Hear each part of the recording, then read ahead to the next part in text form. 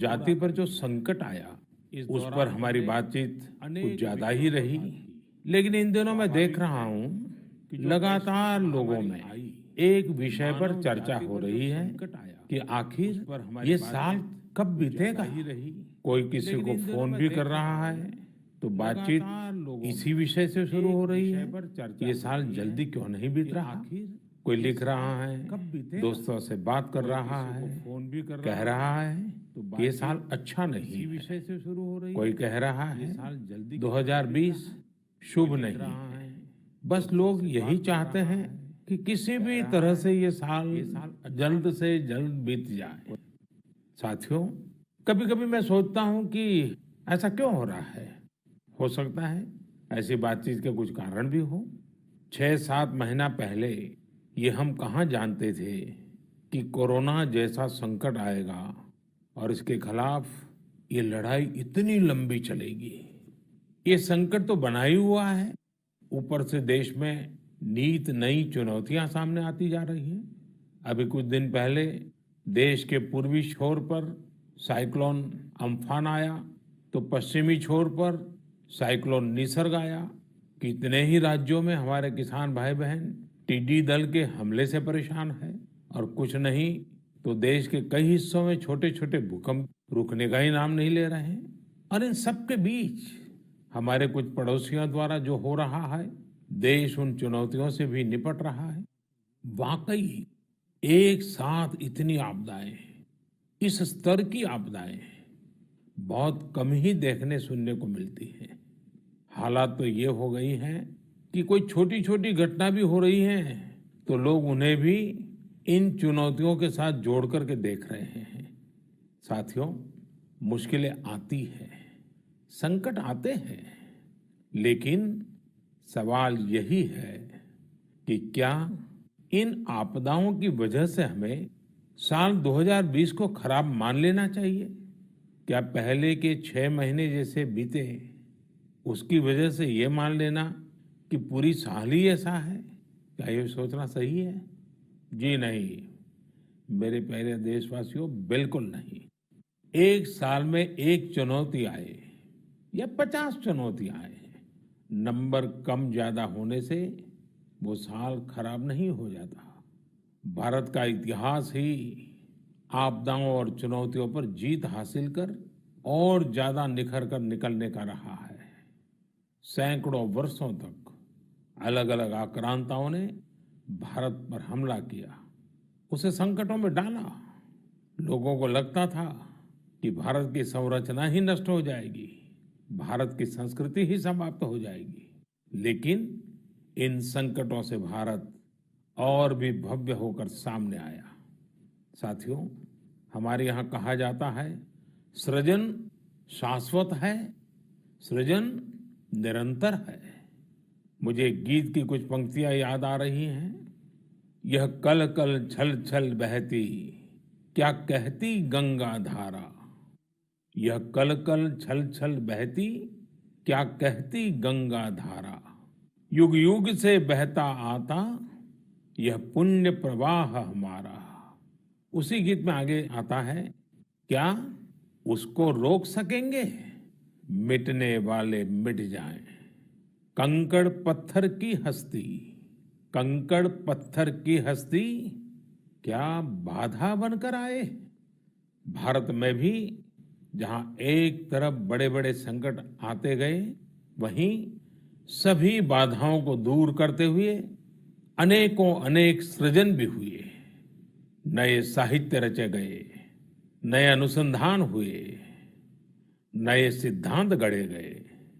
यानी संकट के दौरान भी हर क्षेत्र में सृजन की प्रक्रिया जारी रही और हमारी संस्कृति पुष्पित पल्लवित होती रही। देश आगे बढ़ता ही रहा। भारत ने हमेशा संकटों को सफलता की सीढ़ियों में परिवर्तित किया है। इसी भावना के साथ हमें आज भी इन सारे संकटों के बीच आगे बढ़ते ही रहना है। आप भी इसी विचार से आगे बढ़ेंगे, 130 करोड़ देशवासी आगे बढ़ेंगे, तो यही साल देश के लिए नए कीर्तिमान बनाने वाला साल साबित होगा। इसी साल में देश नए लक्ष्य प्राप्त करेगा, नई उड़ान भरेगा, नई ऊंचाइयों को छुएगा। मुझे पूरा विश्वास 130 करोड़ देशवासियों की शक्ति पर है, आप सब पर है, इस देश की महान परंपरा पर है। मेरे प्यारे देशवासियों, संकट चाहे जितना भी बड़ा हो, भारत के संस्कार निस्वार्थ भाव से सेवा की प्रेरणा देते हैं। भारत ने जिस तरह मुश्किल समय में दुनिया की मदद की, उसने आज शांति और विकास में भारत की भूमिका को और मजबूत किया है। दुनिया ने इस दौरान भारत की विश्व बंधुत्व की भावना को भी महसूस किया है और इसके साथ ही दुनिया ने अपनी संप्रभुता और सीमाओं की रक्षा करने के लिए भारत की ताकत और भारत के कमिटमेंट को भी देखा है। लद्दाख में भारत की भूमि पर आंख उठाकर देखने वालों को करारा जवाब मिला है। भारत मित्रता निभाना जानता है तो आंख में आंख डालकर देखना और उचित जवाब देना भी जानता है।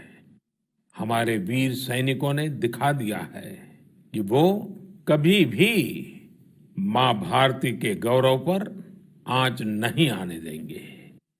साथियों, लद्दाख में हमारे जो वीर जवान शहीद हुए हैं, उनके शौर्य को पूरा देश नमन कर रहा है, श्रद्धांजलि दे रहा है। पूरा देश उनका कृतज्ञ है, उनके सामने नतमस्तक है। इन साथियों के परिवारों की तरह ही हर भारतीय इन्हें खोने का दर्द भी अनुभव कर रहा है। अपने वीर सपूतों के बलिदान पर उनके परिजनों में गर्व की जो भावना है, देश के लिए जो जज्बा है, यही तो देश की ताकत है। आपने देखा होगा, जिनके बेटे शहीद हुए, वो माता पिता अपने दूसरे बेटों को भी, घर के दूसरे बच्चों को भी सेना में भेजने की बात कर रहे हैं। बिहार के रहने वाले शहीद कुंदन कुमार के पिताजी के शब्द तो कानों में गूंज रहे हैं। वो कह रहे थे, अपने पोतों को भी देश की रक्षा के लिए सेना में भेजूंगा। यही हौसला हर शहीद के परिवार का है। वास्तव में इन परिजनों का त्याग पूजनीय है। भारत माता की रक्षा के जिस संकल्प से हमारे जवानों ने बलिदान दिया है, उसी संकल्प को हमें भी जीवन का ध्येय बनाना है, हर देशवासी को बनाना है। हमारा हर प्रयास इसी दिशा में होना चाहिए, जिससे सीमाओं की रक्षा के लिए देश की ताकत बढ़े, देश और अधिक सक्षम बने, देश आत्मनिर्भर बने। यही हमारे शहीदों को सच्ची श्रद्धांजलि भी होगी। मुझे असम से रजनी जी ने लिखा है कि उन्होंने पूर्वी लद्दाख में जो कुछ हुआ, वो देखने के बाद एक प्रण लिया है। प्रण ये कि वो लोकल ही खरीदेंगे, इतना ही नहीं, लोकल के लिए वोकल भी होगी। ऐसे संदेश मुझे देश के हर कोने से आ रहे हैं। बहुत से लोग मुझे पत्र लिखकर बता रहे हैं कि वो इस और बढ़ चले हैं। इसी तरह तमिलनाडु के मदुरई से मोहन रामामूर्ति जी ने लिखा है कि वो भारत को डिफेंस के क्षेत्र में आत्मनिर्भर बनते हुए देखना चाहते हैं। साथियों, आजादी के पहले हमारा देश डिफेंस सेक्टर में दुनिया के कई देशों से आगे था। हमारे यहाँ अनेकों ऑर्डिनेंस फैक्ट्रियां होती थी। उस समय कई देश जो हमसे बहुत पीछे थे, वो आज हमसे आगे हैं। आजादी के बाद डिफेंस सेक्टर में हमें जो प्रयास करने चाहिए थे, हमें अपने पुराने अनुभवों का जो लाभ उठाना चाहिए था, हम उसका लाभ नहीं उठा पाए। लेकिन आज डिफेंस सेक्टर में, टेक्नोलॉजी के क्षेत्र में भारत आगे बढ़ने का निरंतर प्रयास कर रहा है। भारत आत्मनिर्भरता की तरफ कदम बढ़ा रहा है। साथियों, कोई भी मिशन पीपल्स पार्टिसिपेशन, जन भागीदारी के बिना पूरा नहीं हो सकता, सफल नहीं हो सकता। इसलिए आत्मनिर्भर भारत की दिशा में एक नागरिक के तौर पर हम सबका संकल्प, समर्पण और सहयोग बहुत जरूरी है, अनिवार्य है। आप लोकल खरीदेंगे, लोकल के लिए वोकल होंगे, तो समझिए आप देश को मजबूत करने में अपनी भूमिका निभा रहे हैं। ये भी एक तरह से देश की सेवा ही है। आप किसी भी प्रोफेशन में हो, हर एक जगह देश सेवा का बहुत स्कोप होता ही है। देश की आवश्यकता को समझते हुए जो भी कार्य करते हैं वो देश की सेवा ही होती है। आपकी यही सेवा देश को कहीं न कहीं मजबूत भी करती है।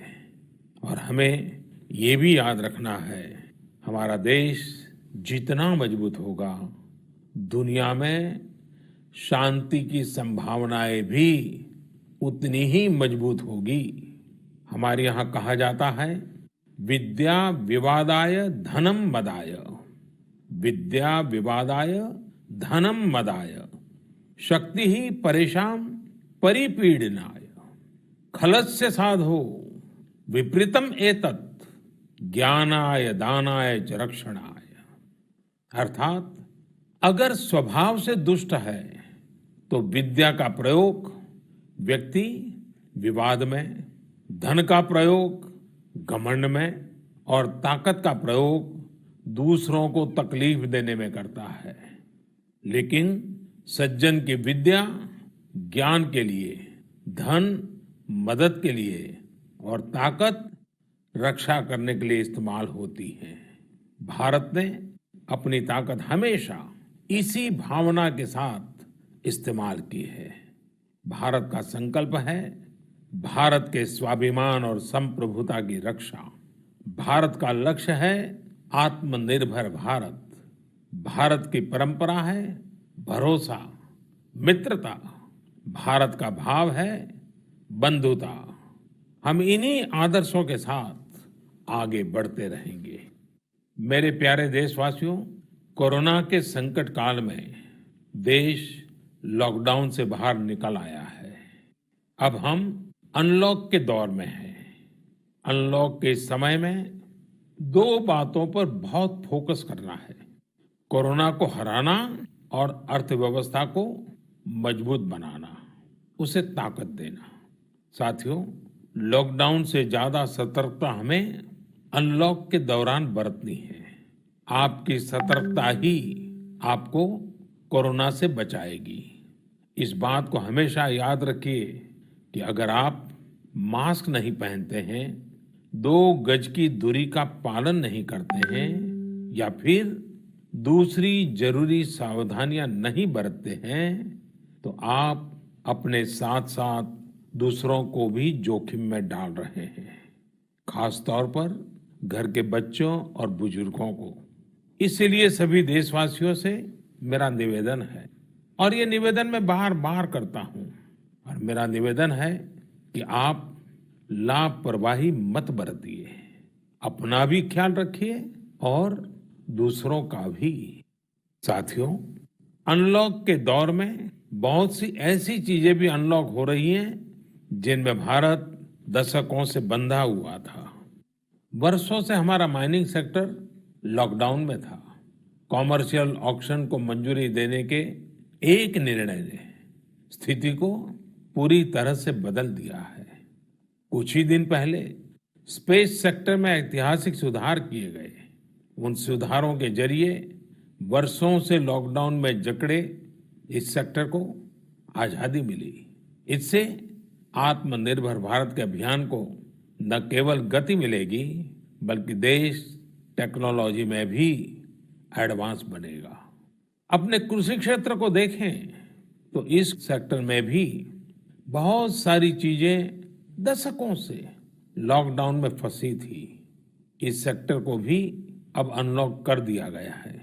इससे जहां एक तरफ किसानों को अपनी फसल कहीं पर भी किसी को भी बेचने की आजादी मिली है, वहीं दूसरी तरफ उन्हें अधिक ऋण मिलना भी सुनिश्चित हुआ है। ऐसे अनेक क्षेत्र हैं जहां हमारा देश इन सब संकटों के बीच ऐतिहासिक निर्णय लेकर विकास के नए रास्ते खोल रहा है। मेरे प्यारे देशवासियों, हर महीने हम ऐसी खबरें पढ़ते और देखते हैं जो हमें भावुक कर देती हैं।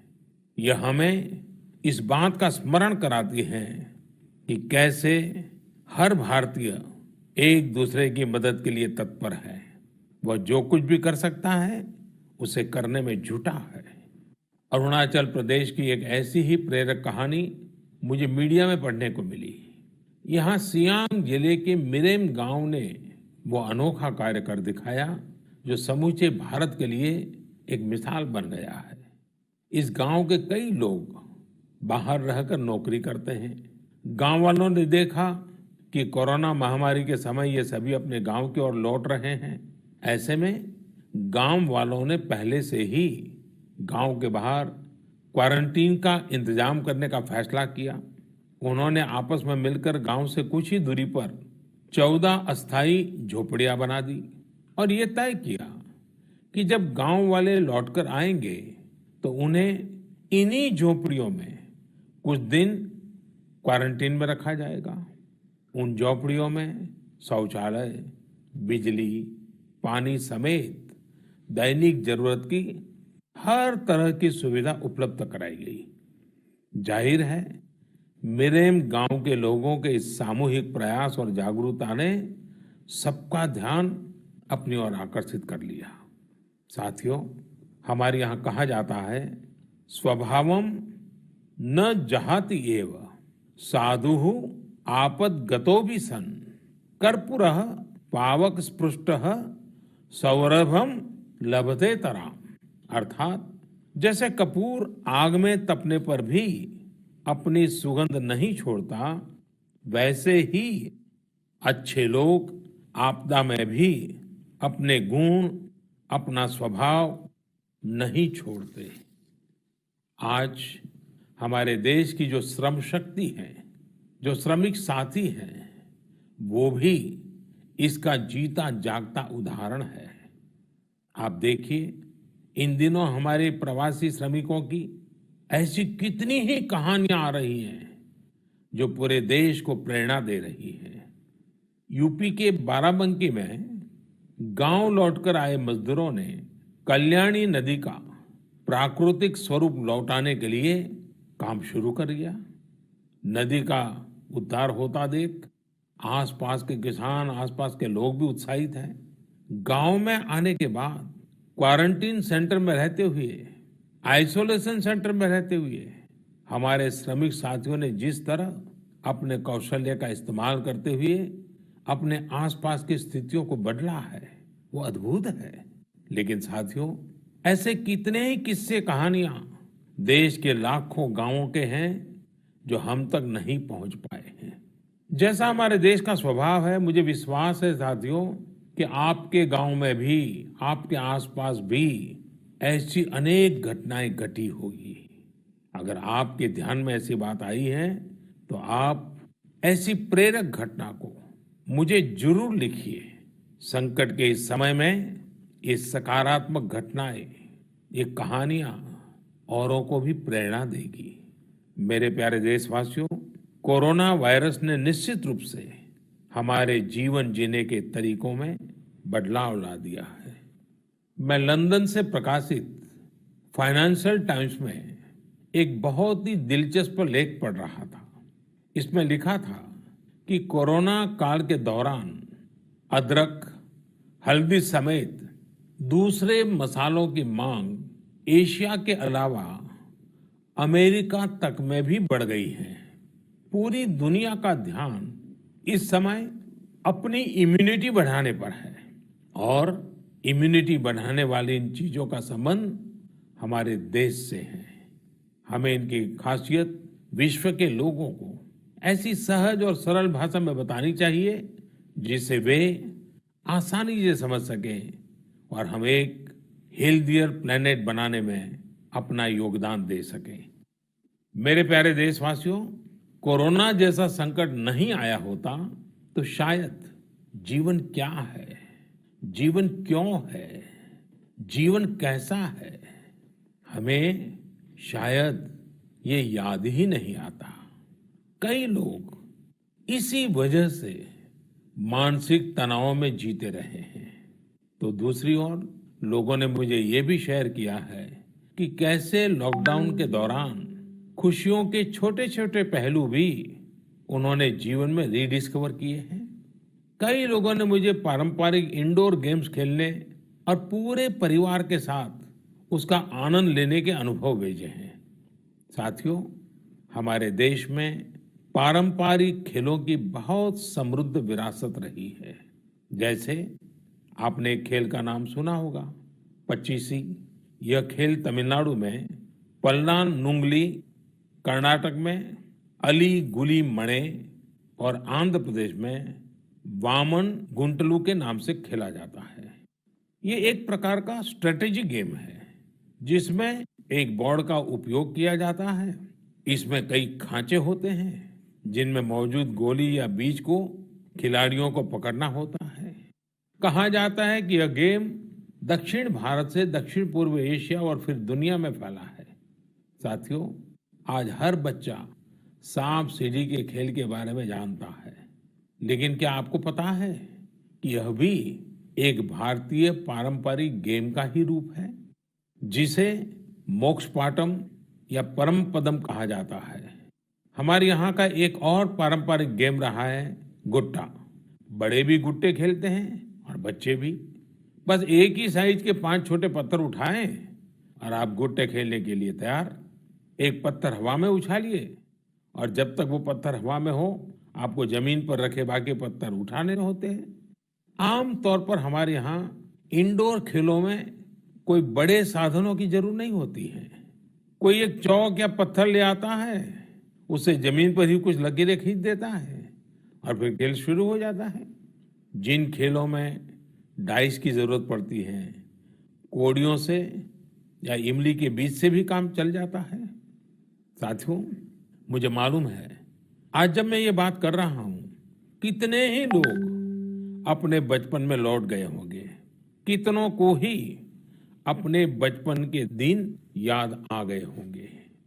मैं यही कहूंगा कि उन दिनों को आप भूले क्यों है, उन खेलों को आप भूले क्यों है। मेरा घर के नाना नानी, दादा दादी, घर के बुजुर्गों से आग्रह है कि नई पीढ़ी में ये खेल आप अगर ट्रांसफर नहीं करेंगे तो कौन करेगा।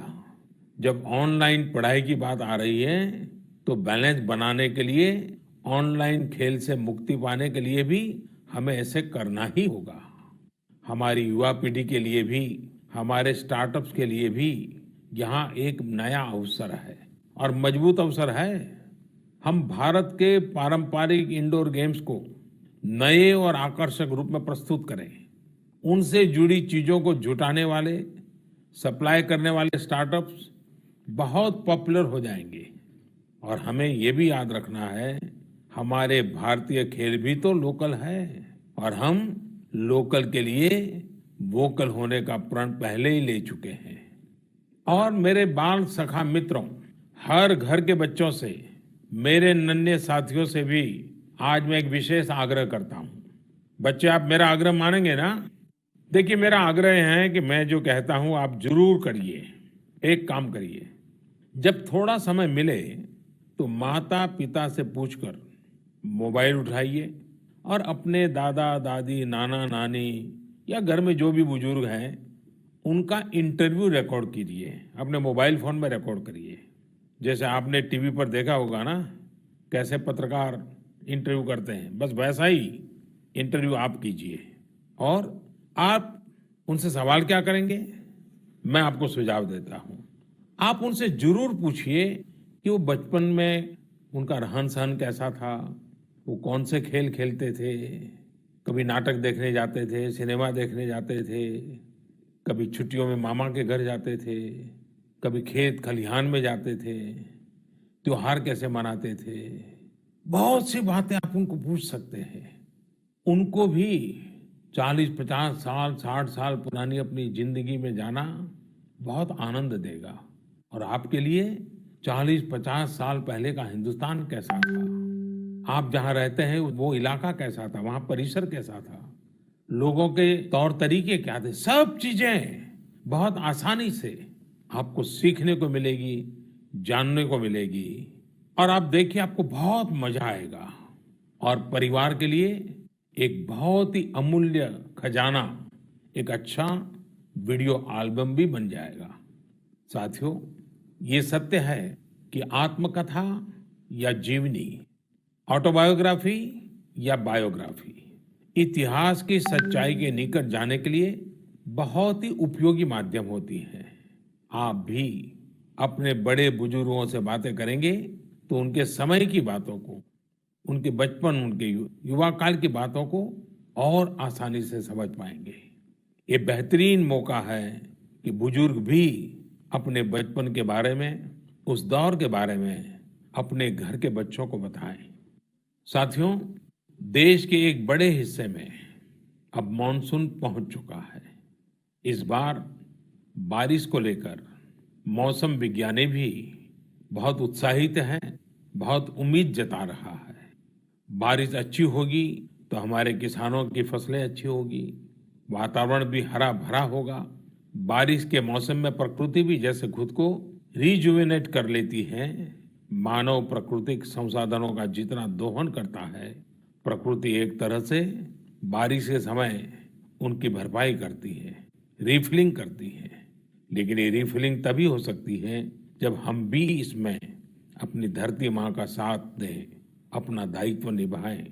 हमारे द्वारा किया गया थोड़ा सा प्रयास प्रकृति को, पर्यावरण को बहुत मदद करता है। हमारे कई देशवासी तो इसमें बहुत बड़ा काम कर रहे हैं। कर्नाटक के मंडावली में एक 80-85 साल के बुजुर्ग हैं कामेगौड़ा जी। कामेगौड़ा जी एक साधारण किसान है, लेकिन उनका व्यक्तित्व बहुत असाधारण है। उन्होंने एक ऐसा काम किया है कि कोई भी आश्चर्य में पड़ जाएगा।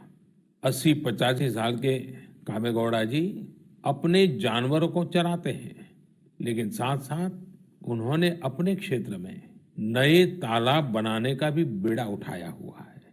वे अपने इलाके में पानी की समस्याओं को दूर करना चाहते हैं, इसलिए जल संरक्षण के काम में छोटे छोटे तालाब बनाने के काम में जुटे हैं। आप हैरान होंगे कि 80-85 वर्ष के कामेगौड़ा जी अब तक 16 तालाब खोद चुके हैं अपनी मेहनत से, अपने परिश्रम से। हो सकता है कि जो तालाब उन्होंने बनाए वो बहुत बड़े न हो, लेकिन उनका ये प्रयास बहुत बड़ा है। आज पूरे इलाके को इन तालाबों से एक नया जीवन मिला है। साथियों, गुजरात के वडोदरा का भी एक उदाहरण बहुत प्रेरक है। यहाँ जिला प्रशासन और स्थानीय लोगों ने मिलकर एक दिलचस्प मुहिम चलाई। इस मुहिम की वजह से आज वडोदरा में 1000 स्कूलों में रेन वाटर हार्वेस्टिंग होने लगी है। एक अनुमान है कि इस वजह से हर साल औसतन करीब 10 करोड़ लीटर पानी बेकार बह जाने से बचाया जा रहा है। साथियों, इस बरसात में प्रकृति की रक्षा के लिए, पर्यावरण की रक्षा के लिए हमें भी कुछ इसी तरह सोचने की, कुछ करने की पहल करनी चाहिए। जैसे कई स्थानों पर गणेश चतुर्थी को लेकर तैयारियां शुरू होने जा रही होगी, क्या इस बार हम प्रयास कर सकते हैं कि इको फ्रेंडली गणेश जी की प्रतिमाएं बनाएंगे और उन्हीं का पूजन करेंगे? क्या हम ऐसी प्रतिमाओं के पूजन से बच सकते हैं जो नदी तालाबों में विसर्जित किए जाने के बाद जल के लिए, जल में रहने वाले जीव जंतुओं के लिए संकट बन जाती है? मुझे विश्वास है आप ऐसा जरूर करेंगे। और इन सब बातों के बीच हमें ये भी ध्यान रखना है कि मॉनसून के सीजन में कई बीमारियां भी आती हैं। कोरोना काल में हमें इनसे भी बचकर रहना है। आयुर्वेदिक औषधियां, काढ़ा, गर्म पानी, इन सब का इस्तेमाल करते रहिए, स्वस्थ रहिए।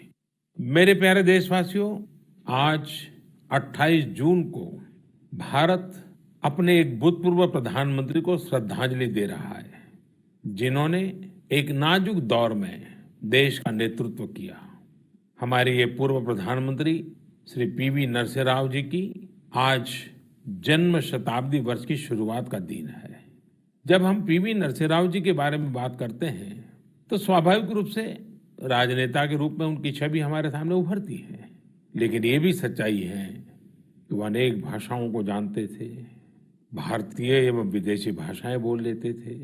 वे एक और भारतीय मूल्यों में रचे बसे थे, तो दूसरी ओर उन्हें पाश्चात्य साहित्य और विज्ञान का भी ज्ञान था। वे भारत के सबसे अनुभवी नेताओं में से एक थे, लेकिन उनके जीवन का एक और पहलू भी है और वो उल्लेखनीय है, हमें जानना भी चाहिए। साथियों, नरसिम्हा राव जी अपनी किशोरावस्था में ही स्वतंत्रता आंदोलन में शामिल हो गए थे। जब हैदराबाद के निजाम ने वंदे मातरम गाने की अनुमति देने से इनकार कर दिया था, तब उनके खिलाफ आंदोलन में उन्होंने भी सक्रिय रूप से हिस्सा लिया था। उस समय उनकी उम्र सिर्फ 17 साल थी। छोटी उम्र से ही श्रीमान नरसिम्हा राव अन्याय के खिलाफ आवाज उठाने में आगे थे। अपनी आवाज बुलंद करने में कोई कोर कसर बाकी नहीं छोड़ते थे। नरसिम्हा राव जी इतिहास को भी बहुत अच्छी तरह समझते थे। बहुत ही साधारण पृष्ठभूमि से उठकर उनका आगे बढ़ना, शिक्षा पर उनका जोर, सीखने की उनकी प्रवृत्ति और इन सब के साथ उनकी नेतृत्व क्षमता, सब कुछ स्मरणीय है। मेरा आग्रह है कि नरसिम्हा राव जी के जन्म शताब्दी वर्ष में हम सभी लोग उनके जीवन और विचारों के बारे में ज्यादा से ज्यादा जानने का प्रयास करें। मैं एक बार फिर उन्हें अपनी श्रद्धांजलि अर्पित करता हूं। मेरे प्यारे देशवासियों, इस बार मन की बात में कई विषयों पर बात हुई। अगली बार जब हम मिलेंगे तो कुछ और नए विषयों पर बात होगी। आप अपने संदेश, अपने इनोवेटिव आइडियाज मुझे जरूर भेजते रहिए। हम सब मिलकर आगे बढ़ेंगे और आने वाले दिन और भी सकारात्मक होंगे। जैसा कि मैंने आज शुरू में कहा, हम इसी साल यानी 2020 में ही बेहतर करेंगे, आगे बढ़ेंगे और देश भी नई ऊंचाइयों को छुएगा।